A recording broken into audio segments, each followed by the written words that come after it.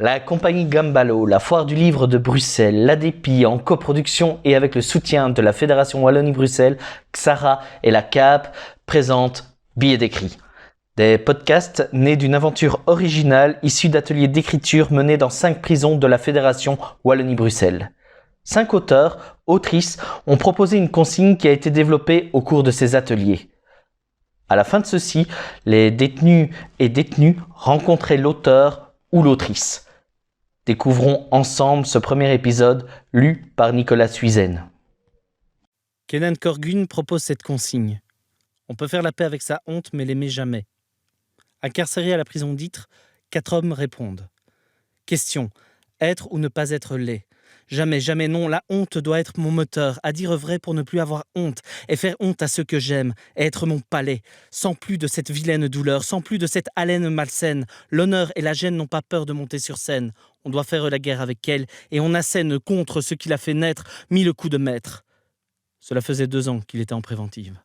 Une longue peine l'attendait. Jusqu'ici, la vie lui avait plus ou moins souri. Il avait tout gâché en commettant l'irréparable.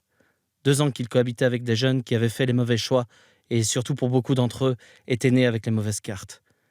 2 jours que mon dernier co-détenu a été libéré. Je suis seul, une bulle d'oxygène. Difficile de cohabiter avec un inconnu dans 12 mètres carrés, là où les odeurs des êtres, de cuisine et de toilettes s'entremêlent.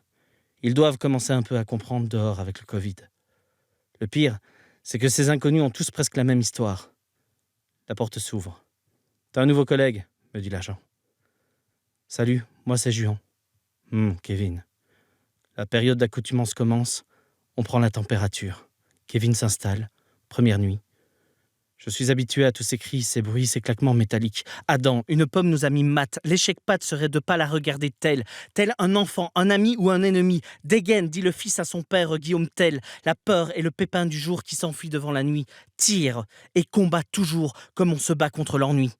Les jours rosés, on voyait déjà cette honte intrinsèque marquer le visage des uns et des autres. Il y avait dans cette gêne une ombre pathétique influençant le cours de leur vie. Le corps raidi, chacun se voyait dans la peau d'un animal féroce, prêt à défendre, griffes toutes dehors, leur justice expéditive façon personnelle en souvenir des êtres qui, à chaque nation renouvelée, étaient gravés dans leur peau si dure. La mettre à tes pieds.